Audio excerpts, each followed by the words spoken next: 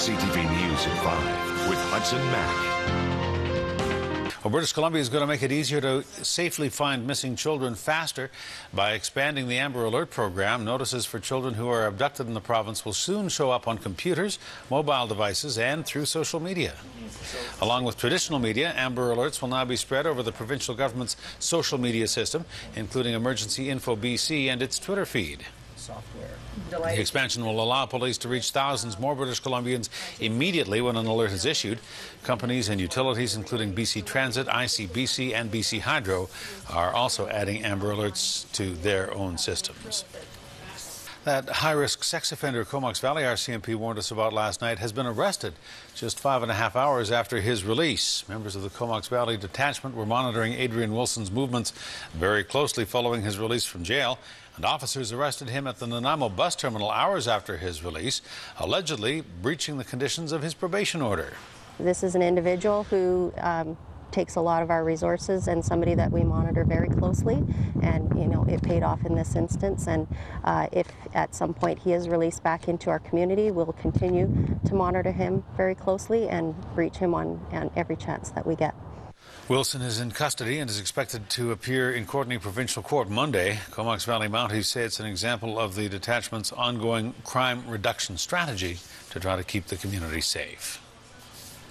The man at the center of that massacre of sled dogs near Whistler 2 years ago is now facing criminal charges.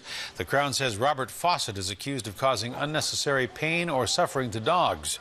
The charge follows an investigation by the SPCA into the killing of 54 dogs in April 2010 after a downturn in business following the Winter Olympics. Fawcett is the former general manager of Howling Dog Tours. He claims that the dogs needed to be put down because they were old and sick. A charge under this section does not necessarily require the death of an animal. It's made out if an individual has acted in such a way as to cause an animal unnecessary pain and suffering. It's also important to remember that killing an animal isn't necessarily an unlawful act, but animals must be treated in a way that doesn't cause them unnecessary pain and suffering. The maximum sentence for causing unnecessary pain or suffering to an animal carries a maximum sentence of 5 years in prison. Fawcett is due in court in Pemberton on the 4th of next month. A sheen on the water brought fire crews and rescue crews in Souk to the Souk Basin today. Crews responded to the call first last night for what appeared to be a diesel spill. The sheen stretched 1 kilometer in length along the basin. The Souk fire chief says small spills in the Souk Basin are common, but he can't remember the last time he's seen one this big.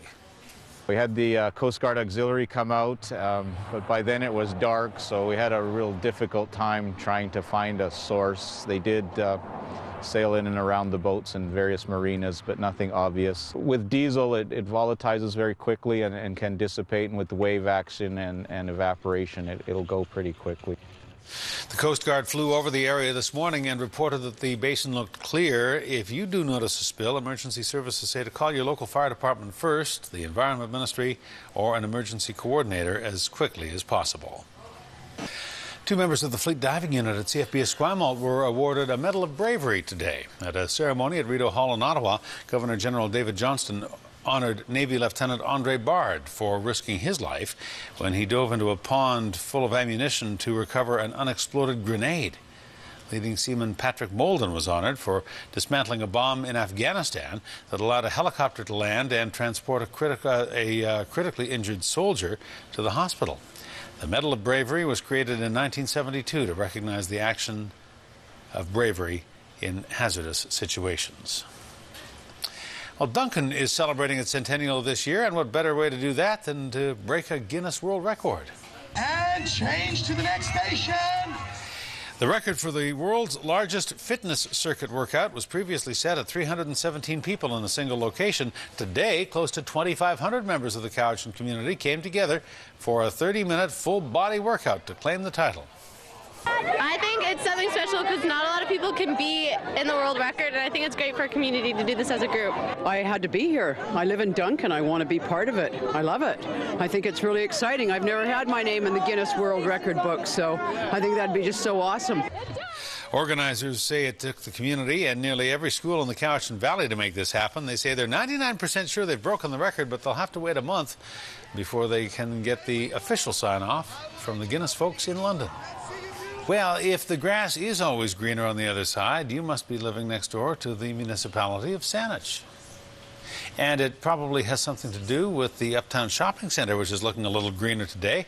One of its new buildings is now LEED Gold certified. Uptown says the Point building is the first of 5 to get that gold certification. Uptown says it wants to set the gold standard for the entire region and see other developments work to reduce their environmental footprint as well. The biggest change in the building and the greatest aspects are really reduction in water consumption, reduction in power consumption, reduction in greenhouse gas emissions. It's a process of densifying and urbanizing while minimizing the impact of that development. Well, obviously we're pleased that the building has earned LEED Gold, but for our economy, this whole development is worth its weight in gold. So it's valuable to Saanich and to the capital region. It is setting a new bar, definitely, in retail mixed-use development for Canada, and I certainly hope it's a standard that people will try and surpass, because it's for the good of all of us. The building got its gold seal by reducing its water and power consumption and reducing its greenhouse gas emissions. The announcement at Uptown today is a lead-off into the weekend and the Earth Day celebrations on Sunday. Conservation officers in Ucluelet have trapped and euthanized a wolf. Officers say the wolf was traveling alone and was not in a pack, and it was a risk to public safety. It was targeting people in the area and acting in a threatening manner. The wolf was put down after officers captured it yesterday morning. This wolf, unfortunately, had become habituated to feeding on people's pets or other food groups that were maybe left around by the citizens. But in this situation, no, it was deemed that this was not a suitable candidate for relocation.